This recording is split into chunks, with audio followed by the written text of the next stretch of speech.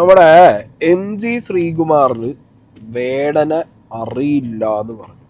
അതിൻ്റെ പേരിൽ കുറേ പേര് ഇങ്ങനെ MG ശ്രീകുമാറിനെ പിടിച്ച് എയറിൽ കയറ്റുന്നുണ്ട്. ഒരു സൈഡിൽ കുറേ പേര് അതെന്താ ഒരു മനുഷ്യനെ അറിയില്ല എന്ന് പറയുന്നത് ഇത്ര വലിയ പ്രശ്നമാണോ എന്നുള്ള ചോദ്യമായിട്ട് വരുന്നുണ്ട്.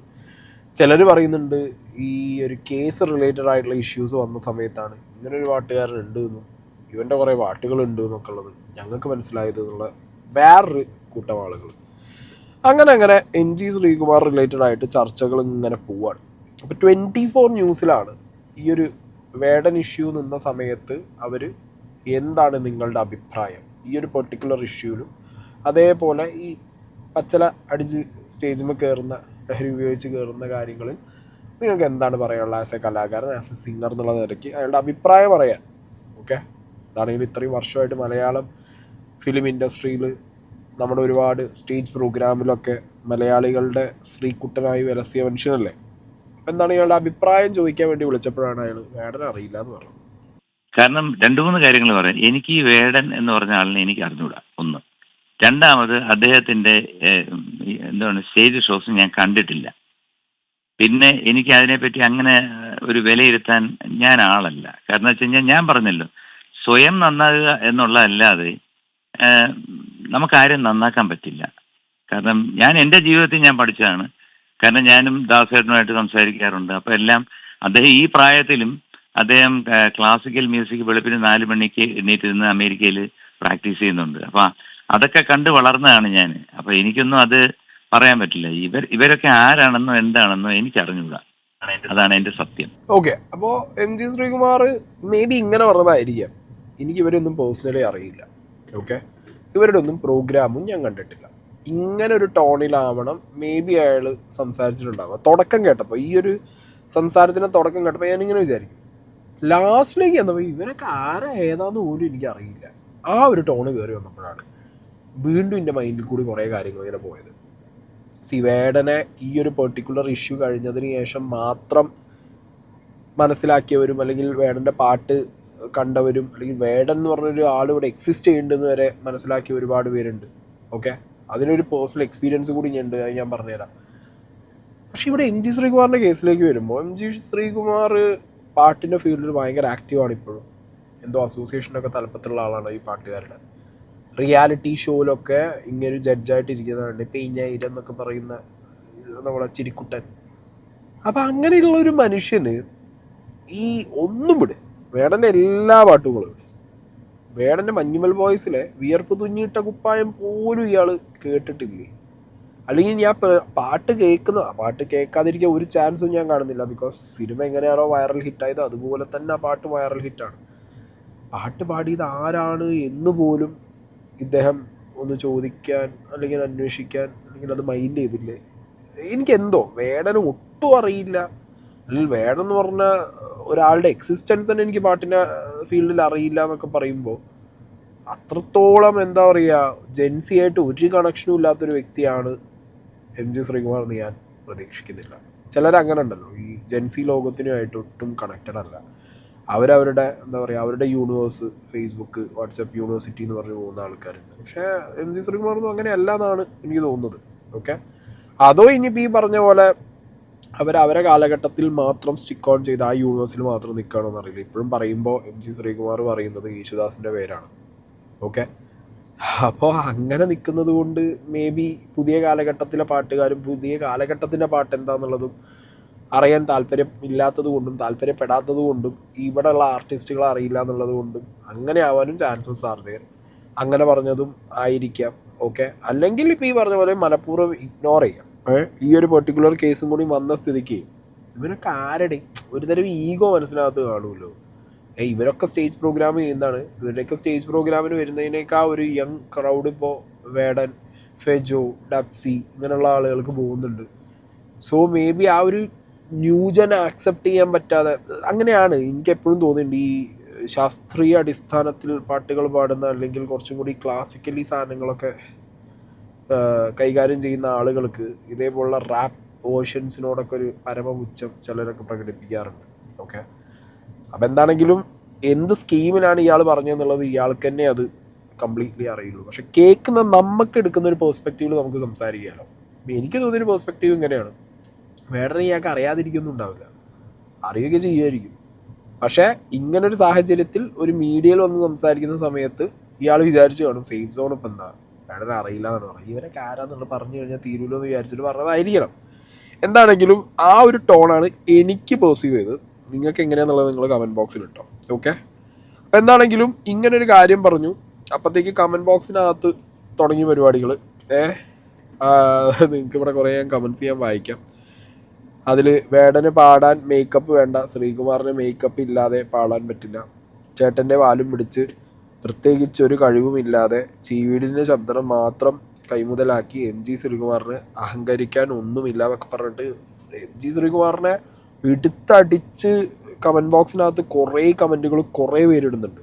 ഓക്കെ, പിന്നെ ചിലരുടെ ഫേസ്ബുക്ക് പോസ്റ്റ് ഞാനിവിടെ സൈഡിൽ വെക്കാം. ഇങ്ങനെ എന്താ പറയുക, ലിറ്ററലി എം ജി ശ്രീകുമാറിനെ എയറിൽ അടിച്ചിട്ടാണ് കമൻറ്റ് ബോക്സ് ഒരു സൈഡിൽ പോയിക്കൊണ്ടിരിക്കുന്നത്. ഇനി വേറൊരു സൈഡിലേക്ക് വരുമ്പോൾ എം ജി ശ്രീകുമാർ പറഞ്ഞ ഒരു വേർഷനോട് ഭയങ്കര ക്ലോസ് ആയിട്ടുള്ള ഒരു കമൻറ്റ് ബോക്സും കാണാൻ പറ്റും. പിന്നെ വേടൻ പെരിന്തൽമണ്ണ പ്രോഗ്രാം അവതരിപ്പിക്കാൻ വന്ന സമയത്ത് ഞാനിവിടെ കാണാൻ പോയിട്ടുണ്ട്. അപ്പോൾ നമ്മൾ പോയ സമയത്ത് നമ്മൾ എക്സ്പീരിയൻസ് ചെയ്തൊരു കാര്യം എന്താ വെച്ചെങ്കിൽ, പിള്ളേർ സെറ്റ് ഭയങ്കരമായിട്ട് എൻജോയ് ചെയ്യുന്നുണ്ട്. അപ്പുറത്തിരിക്കുന്ന കുറേ ചേട്ടന്മാരുണ്ട്, എനിക്ക് തോന്നുന്നൊരു 40+, 50+ ഉള്ള ആളുകളുണ്ട്. അവർ ഇതൊക്കെ പാട്ടാണ്, എന്താ പാടും ചിരിക്കുന്നുണ്ട്. അവർ ഇതെന്താന്ന് ചോദിക്കുന്നുണ്ട്. മനസ്സിലായോ? പല പാട്ടുകൾക്കും അവർക്ക് കണക്റ്റ് ആവുന്നില്ല. പാട്ടുകൾ കണക്റ്റ് ആവുന്നില്ല എന്ന് മാത്രമല്ല, ആ ഒരു എൻറ്റയർ കോൺസെപ്റ്റിനോട് കണക്റ്റ് ആവാത്തൊരു പ്രശ്നം പലർക്കും ഉണ്ട്. അവിടെ നിന്ന് ചിലർ പറഞ്ഞു കൊടുക്കുന്നത് ഇതാണ് വേടൻ, മക്കൾ ഉപ്പാക്ക് പറഞ്ഞു കൊടുക്കുന്നത് ഇതാണ് വേടൻ, ഇയാൾ പാടിയ പാട്ടാണ് മഞ്ഞുൾ ബോയ്സ് റെഫറൻസ് വെച്ചിട്ടാണ് പറയുന്നത് പലരും.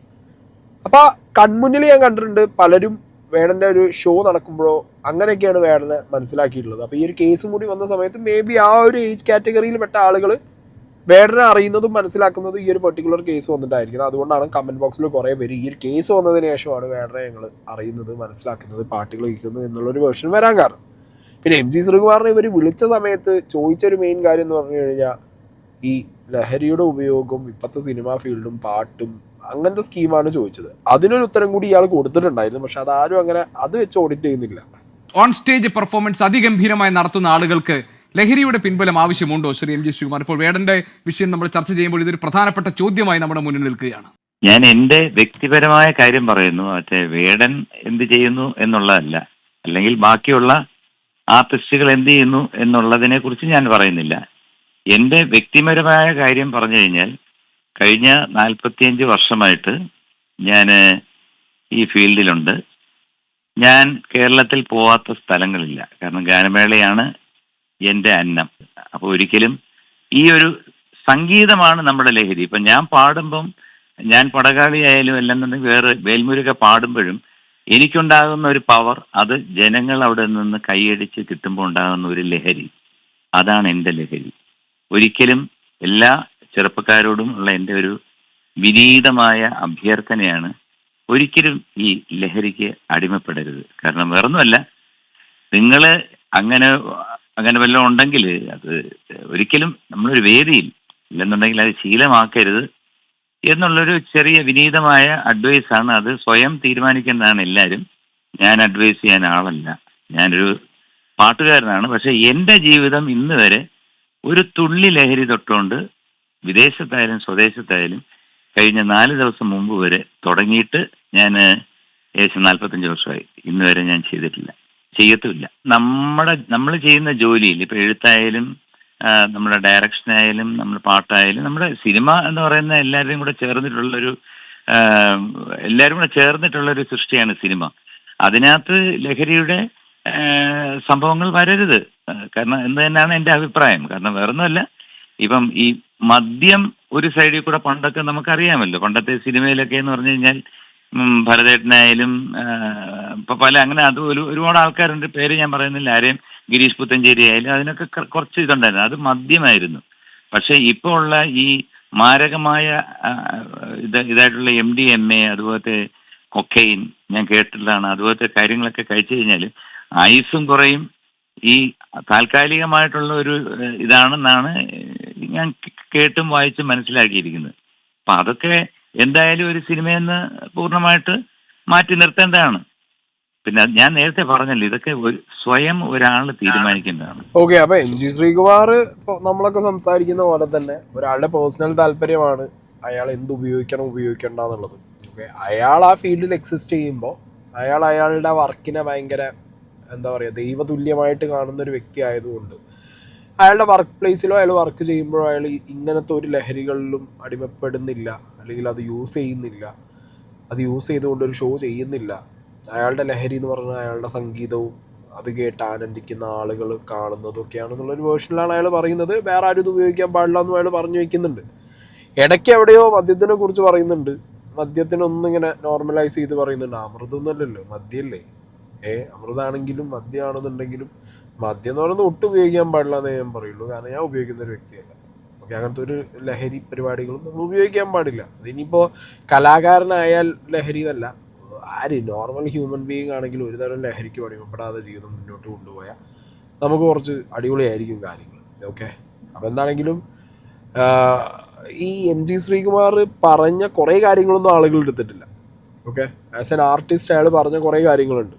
നമ്മളിങ്ങനത്തെ കാര്യങ്ങളിലൊന്നും അടിമപ്പെടാതെ നല്ല രീതിയിൽ നമ്മളുടെ പ്രോഗ്രാമും കാര്യങ്ങളും നമ്മളുടെ പാട്ടും നമ്മളുടെ ലൈഫ് സ്റ്റൈലും ഒക്കെ ആയിട്ട് പോകണമെന്നുള്ളൂ. അതൊന്നും ആരും എടുത്തില്ല.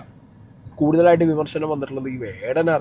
പിന്നെ ഞാൻ വേറൊരു കാര്യം പറയാം. ഇപ്പോൾ ഓക്കെ, ഞാൻ പറഞ്ഞല്ലോ എനിക്കും തോന്നിയിട്ടുണ്ട് എന്താ എം ജി ശ്രീകുമാറിന് വേടന അറിയാത്ത എന്ന് വിചാരിച്ചിട്ട് നമ്മളാരും കടന്ന് അങ്ങോട്ട് ആക്രമിക്കുന്നില്ല. ഞാൻ നോക്കുന്ന സമയത്ത് ചില സൈഡിൽ നിന്ന് വരുന്നൊരു റിപ്ലൈ എങ്ങനെയാണെന്ന് വെച്ച് കഴിഞ്ഞാൽ സവർണ മേധാവിത്വത്തിൻ്റെ പാട്ടുകാരനാണ്, സവർണനായതുകൊണ്ടാണ് ഇങ്ങനത്തെ ഒരു പരമപുച്ഛം. അങ്ങനത്തെ സ്കീമിലൊക്കെ കുറേ കമൻസ് കണ്ടടി. ജാതി വെച്ചിട്ടും അയാളുടെ അപ്പം ഈ ജാതി വെച്ചും നിറം വെച്ചും വേടന് വേണ്ടി സംസാരിക്കുന്നത്, അതായത് വേടൻ എന്ന് പറഞ്ഞ ആൾ പറയുന്ന പൊളിറ്റിക്സ് അതാണ്, അല്ലാന്ന് ഞാൻ എവിടെയും പറയുന്നില്ല. അയാളുടെ പൊളിറ്റിക്സ് അതാണ്, അത് നല്ലത് തന്നെയാണ്, അത് പറയണം. പക്ഷെ ഇതിനു വേണ്ടി സംസാരിക്കാൻ, വേടൻ പറയുന്ന രാഷ്ട്രീയത്തിനും വേടനും വേണ്ടി സംസാരിക്കാൻ വരുന്ന ആളുകൾ ഇതേ പൊളിറ്റിക്സും ഇതേ നിറവും വെച്ചിട്ട് വേറൊരു വ്യക്തിയെ അധിക്ഷേപിക്കുകയല്ലേ ചെയ്യുന്നത്, അല്ലേ? അതെന്തിനു ചെയ്യണമെന്ന് എനിക്ക് മനസ്സിലാവാത്തപ്പോഴും.